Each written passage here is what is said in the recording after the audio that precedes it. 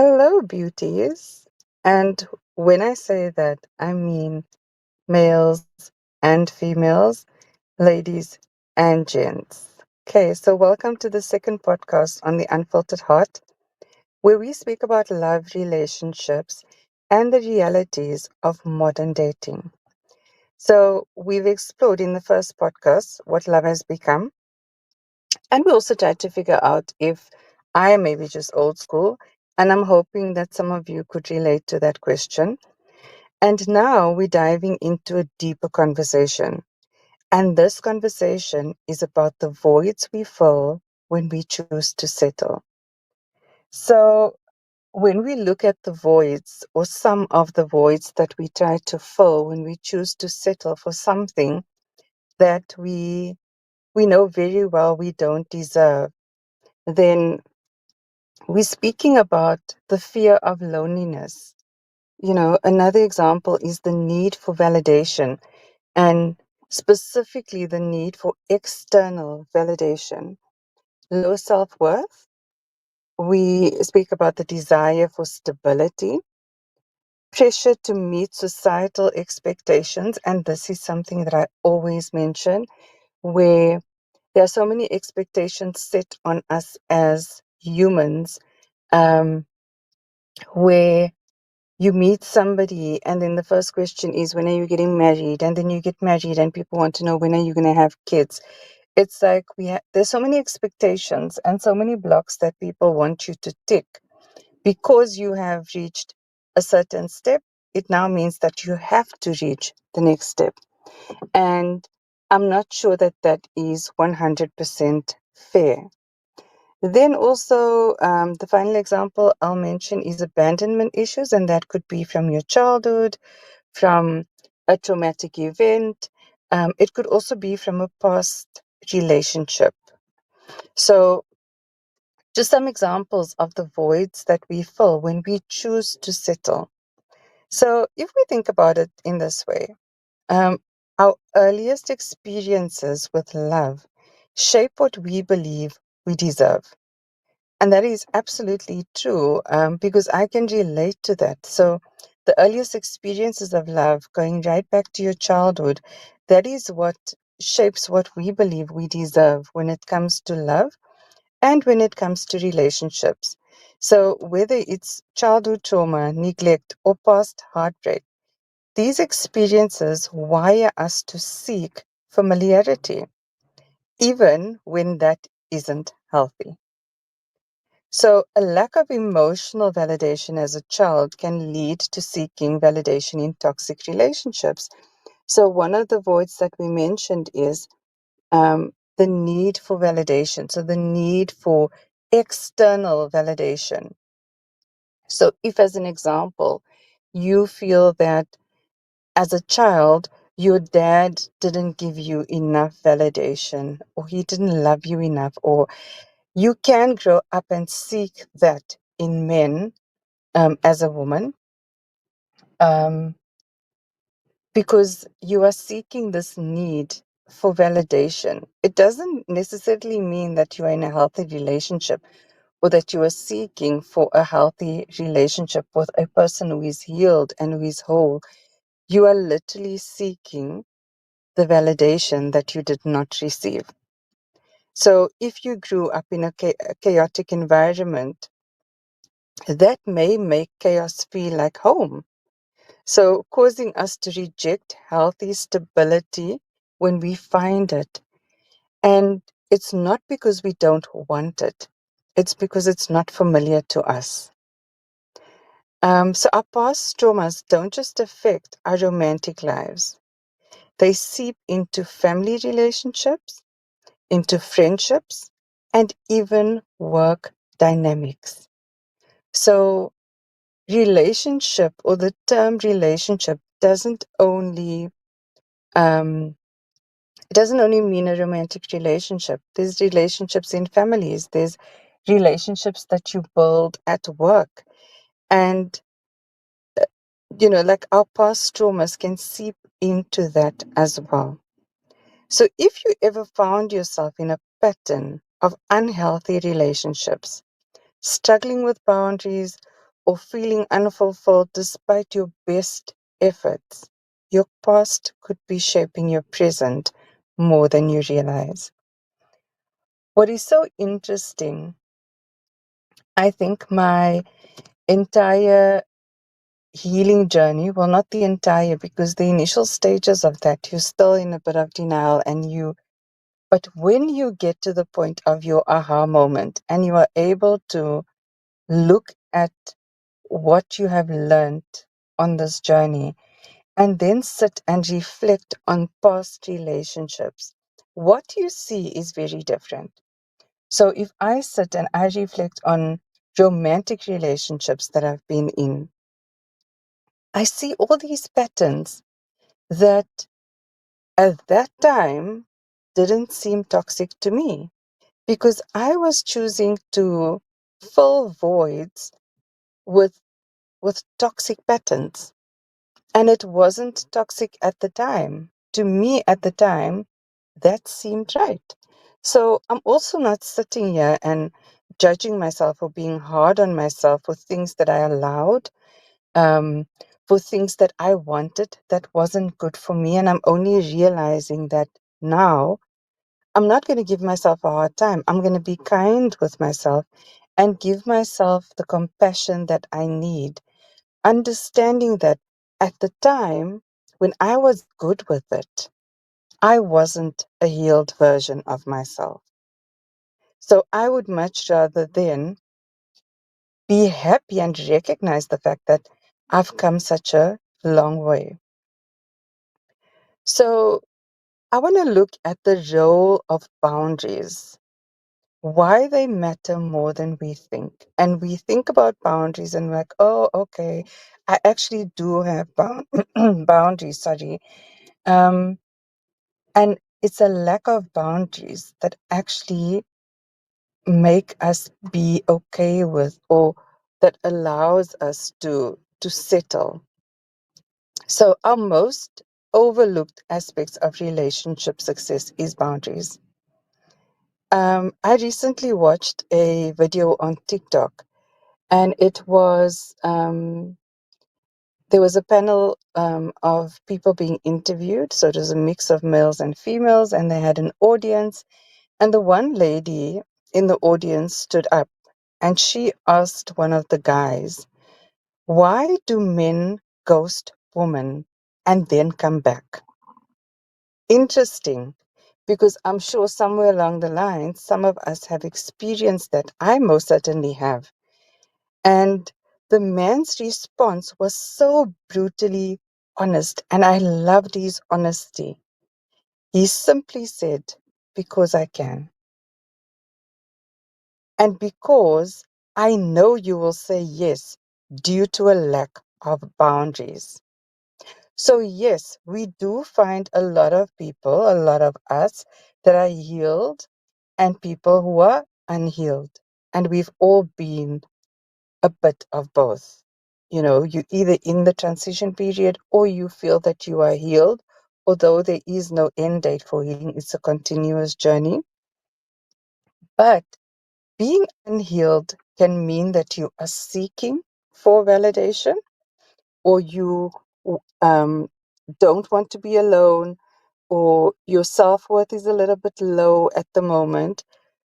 But the flip side of that is being unhealed, whether it be a male or a female, also means that you see when people don't have boundaries and taking advantage of that also fills a certain void for you, which can also lead back to past trauma. It can also lead back to your childhood because it's familiar to you. That is what you saw growing up. So the scenario of the interview or the question that the lady in the audience asked, it highlights a harsh truth.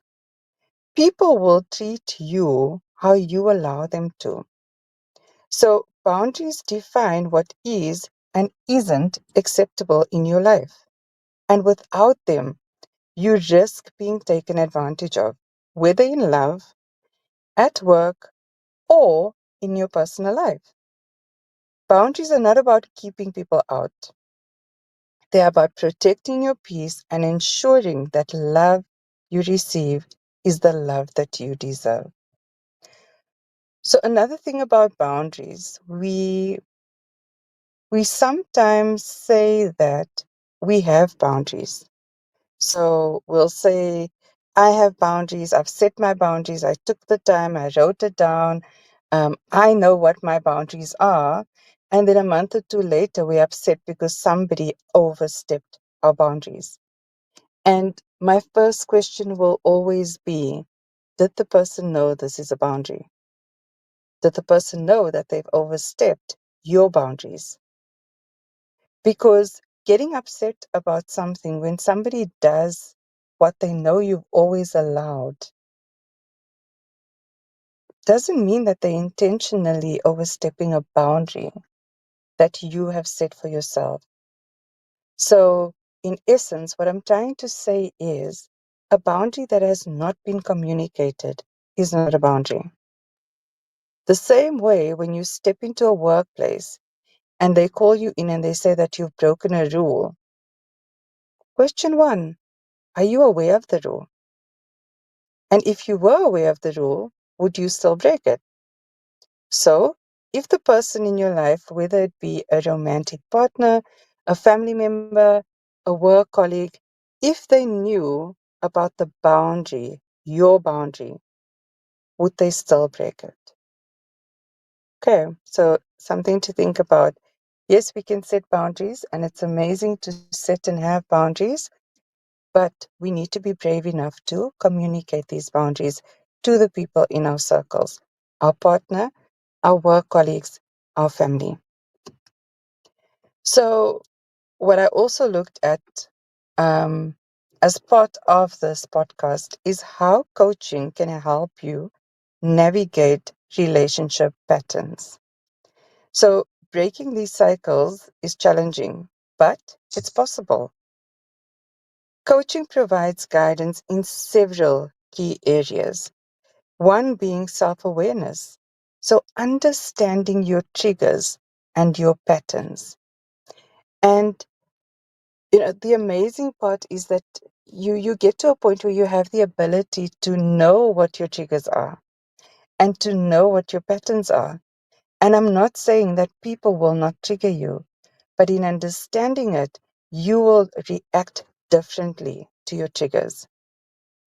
Then there's emotional healing, learning to process past pain instead of projecting it onto new relationships. So there's one thing about emotions that I firmly believe you cannot put a plaster on it, number one. Number two, emotions want to be felt. They want to be felt, they want to be seen, they want to be heard. They even want to have a cup of tea with you. And in that, you take away the lesson that the emotion wants to show you, or wants to teach you, or wants to reveal to you. And if I make an example of that, if we look at grief, so we try to ignore grief and eventually it does really catch up to you.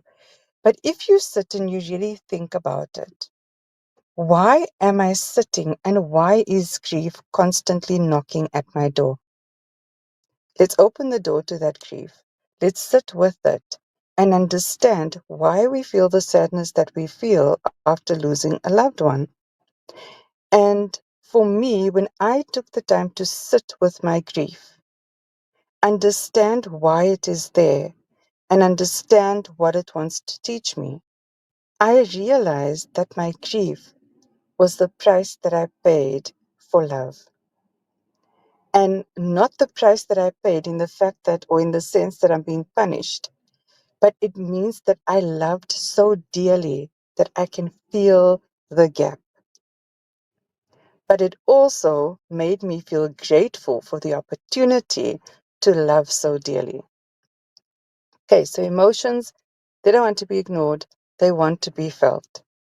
Then, coaching can also provide guidance in boundary setting. So, gaining confidence in saying no and establishing standards.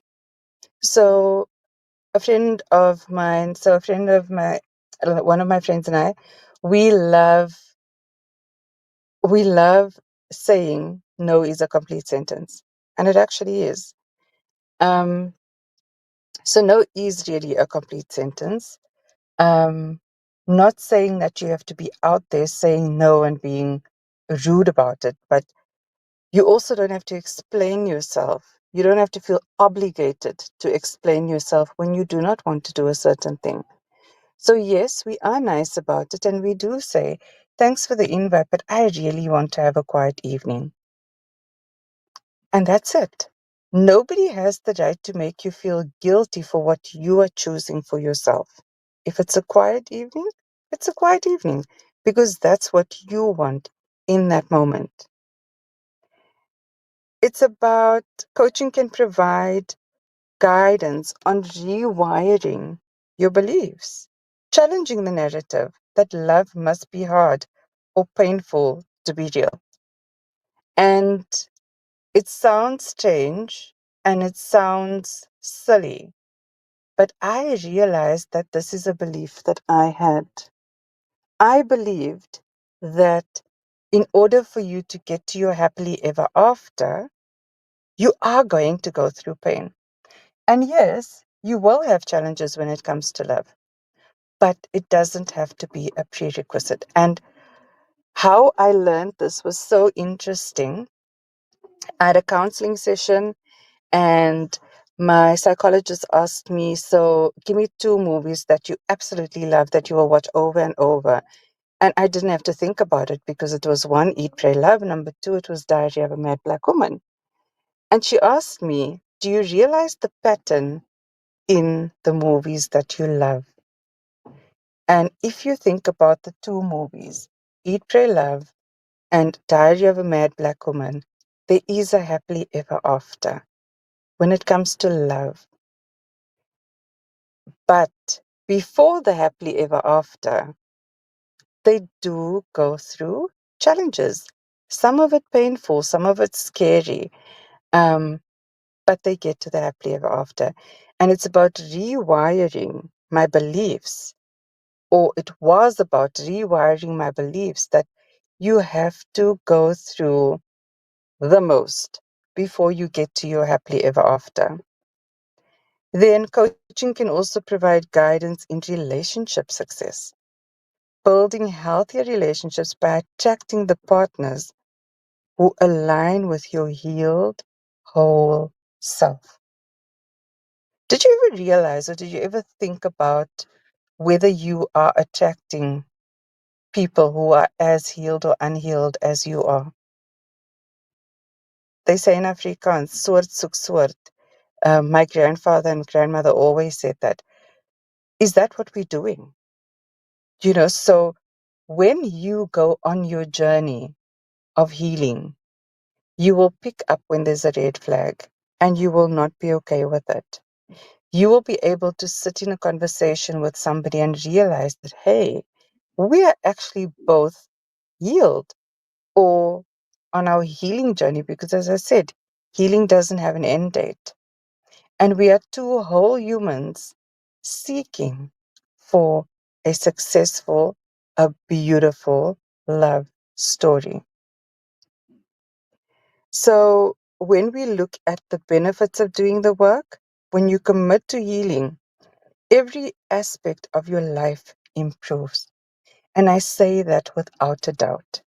You begin to cultivate relationships based on mutual respect, emotional security, and real connection, rather than fear, insecurity, or habit. You start recognizing red flags for what they are instead of mistaking them for passion. And you stop settling because you understand your worth.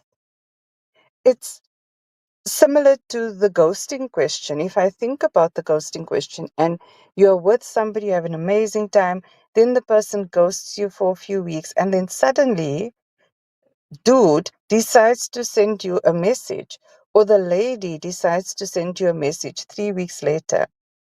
What is the first thing we think about? Oh my gosh, the person thought about me.